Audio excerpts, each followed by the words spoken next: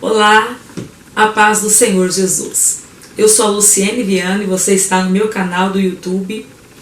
E antes de nós começarmos a meditação de hoje, eu quero dizer a você que você pode curtir esse vídeo, deixar o seu like e se inscrever na nossa página, no nosso canal e também compartilhar com seus amigos. Hoje eu quero deixar uma meditação a você em Atos dos Apóstolos, capítulo de número 20, onde fala-nos acerca do versículo de número 9, que diz assim: E estando um certo jovem, por nome Eutico, assentado numa janela, caiu do terceiro andar, tomado de um sono profundo, que lhe sobreveio durante o extenso discurso de Paulo, e então ele foi levantado morto. Você já leu acerca desse texto, onde a Bíblia fala que pela segunda vez o apóstolo Paulo vai à cidade chamada Troade? Cerca de 10 anos antes, o apóstolo Paulo já havia estado lá, na sua segunda viagem missionária, em um segundo percurso em um estado pequeno de tempo. E a história diz que Paulo evangelizou um homem chamado Carpo. E então esse homem, cheio da palavra de Deus, fundou uma congregação na cidade de Troade. E agora o apóstolo Paulo, depois de 5 dias de uma viagem marítima, ele consegue chegar até essa cidade.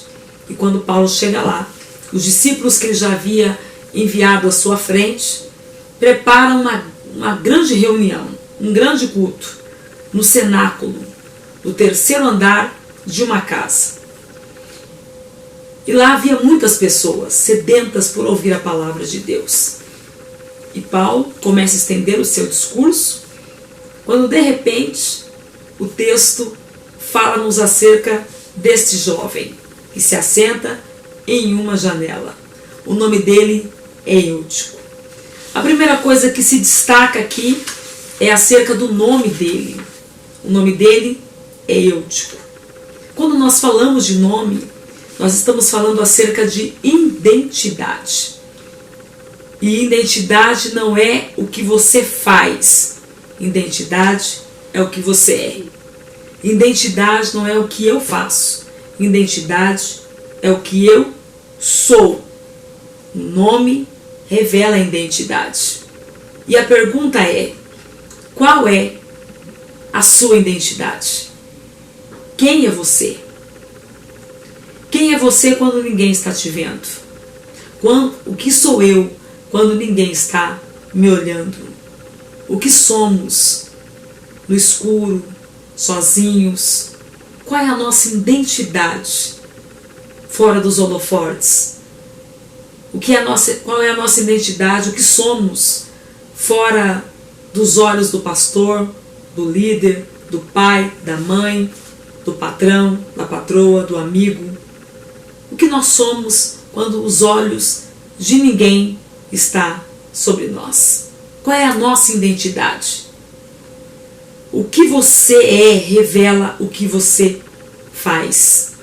E o que você faz revela o que você é. Não existe uma divisão nessas duas coisas. O que você é revela o que você faz. E o que você faz revela o que você é. O segundo ponto aqui, nós vemos que ele se assenta em uma janela. E quando nós falamos de janela, a Bíblia destaca acerca de algumas janelas. Eu poderia falar a você acerca de 6 tipos de janelas. Por exemplo, a janela da desvalorização. Essa janela está escrita em 2 Samuel capítulo 6, versículo 16, quando Mical está na janela olhando Davi voltando de uma grande vitória, trazendo a arca da aliança. Você já leu? Davi congratula, dança no meio das suas servas, e da janela Mical despreza Davi, repudia Davi. Ela desvaloriza a Davi. O problema dessa janela é que quem está nela se sente na capacidade de poder julgar quem está do outro lado. Isso é um problema muito sério. Ela desvaloriza a unção de Deus na vida de Davi, o homem Davi, e acerca do ministério que Deus havia dado a Davi. A segunda janela chama-se a janela da convicção. Essa janela está registrada em Gênesis, capítulo de número 8, versículo de número 6, que diz-nos: e aconteceu que, ao cabo de 40 dias, abriu Noé a janela da arca que ele tinha feito.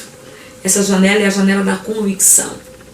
Noé tinha certeza do que Deus havia dito a ele. E mesmo passados-se os dias, diante de tantas dificuldades que ele enfrentou dentro daquela arca, ele tinha uma convicção. A convicção é o que nos leva ao propósito, é o que nos coloca no centro da meta, do alvo. Você precisa ter convicção dos seus sonhos, do que Deus lhe falou, do projeto de Deus na sua vida. A terceira janela que a Bíblia nos apresenta é a janela da intercessão. Daniel capítulo de número 6, versículo de número 10, conta-nos acerca do decreto do rei, que não haveria como ninguém buscar a nenhuma divindade ou qualquer outro Deus que não fosse o próprio rei. E a Bíblia diz que Davi, ou melhor, Daniel, colocou no seu coração em buscar o Senhor. E ele entra no seu quarto, nos seus aposentos, e ora de frente das janelas do seu aposento, como costumava fazer. Ou seja, ele não fez como afronta, ele não fez para poder ir contra o decreto do rei. Ele fez porque era costume. Ele sempre orava dessa forma. Uma janela de intercessão, uma janela que passa e rompe qualquer conflito ou qualquer decreto humano. Essa janela da intercessão nos leva além de qualquer dificuldade. Mas a Bíblia ainda fala acerca de uma outra janela. A quarta janela é a janela da bênção. Malaquias capítulo 3, versículo de número 10. Essa janela é memorável, porque fala-nos acerca da autoridade divina sobre a vida de quem é fiel a Deus. Essa janela nos fala que não é necessário buscarmos tantas campanhas e tantos propósitos, como campanha da chave, campanha da porta, campanha da rosa, do sal, quando nós temos essa janela sobre a nossa vida. Leia Malaquias capítulo 3, versículo 10, e você vai entender o que eu estou dizendo. A bênção está dentro da casa. A janela só tem acesso quem tem poder sobre a casa. A porta se abre e se fecha, tanto quem está fora quanto quem está dentro. Agora a janela não. A janela só se pode abrir quem está dentro. Essa janela é a janela da bênção. Mas a Bíblia não para por aí. Ainda existe uma quinta janela, é a janela da salvação. Já leu Josué capítulo de número 2, versículo 18? A meretriz Raabe, esta mulher, abriu as janelas e guardou os espias do Senhor. E a história diz que por causa desse acontecimento, por causa desta mulher que acreditou no Deus desses homens, confiou plenamente, o Senhor Deus fez com que todo o muro caísse, mas aonde estava a casa de Raabe, o muro não caiu. Foi a janela da salvação. Foi a janela em que Deus, o Senhor, guardou a casa de Raabe, a vida de Raabe e a família de Raabe. E esse é o mesmo Deus. O mesmo Deus que fez com que todas as muralhas caíssem, mas a casa de Raabe ficasse de pé, é o mesmo Deus que guarda a sua vida, sua casa e a sua família. Mas a Bíblia ainda fala acerca de uma sexta janela, e é a janela da indecisão. O texto que lemos fala-nos acerca de Eutico. Essa é uma janela muito perigosa, porque a Bíblia diz que foi nessa janela que ele foi tomado de um profundo sono. O problema não é estar na janela, o problema é estar indeciso. Porque quando nós estamos indecisos, nós temos duas visões. Nós tanto olhamos para fora, quanto olhamos para dentro. A indecisão é perigosa, porque tanto somos atraídos pelo que está fora, como somos atraídos pelo que está dentro. E isso tem acontecido em nossos dias. Muitas pessoas indecisas. Nós queremos os privilégios de dentro da casa de Deus, mas também não queremos abrir mão das coisas que estão do lado de fora. Essa janela é perigosa, porque o sono fala de apostasia, fala de cair no abismo profundo que pode nos levar à morte espiritual, à morte física e à morte eterna. Então, com essa mensagem eu quero dizer a você que não importa qual janela você está, o que você não pode é estar na janela da indecisão. Cuidado com a janela. A janela é perigosa quando você não está preparado, quando você não foi predisposto pelo poder da palavra de Deus para assumir uma janela que pode ser lugar de perigo.